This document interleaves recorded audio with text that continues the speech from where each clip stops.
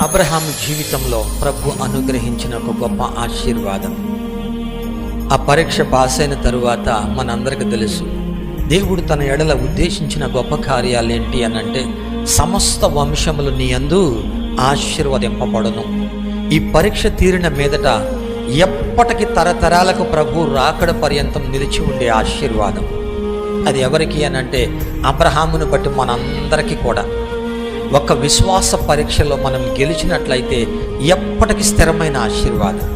అందుకే ప్రభు అయిన యేసుక్రీస్తు వారు కూడా జక్కయ్య విషయంలో అంటాడు, జక్కయ్య విషయంలో ఏమని అనంటే, నీవును అబ్రహాము కుమారుడవే.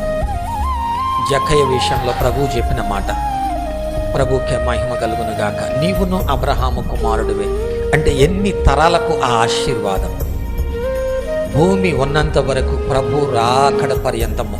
అందుకే మన విశ్వాస జీవితంలో ప్రభువుని వెంబడిస్తున్నప్పుడు ఎదురయ్యే పరీక్షల గురించి కలవరపడద్దు. దేవుడు ఒక పెద్ద పని కొరకు నిన్ను సిద్ధపరుచుకున్నప్పుడు తప్పక పరిశీలించుకుంటాడు, పరీక్షించుకుంటాడు. ఎప్పుడైతే ఆ పరీక్ష పాస్ అవుతామో ఎప్పటికి నిలిచి ఉండే ఆశీర్వాదం.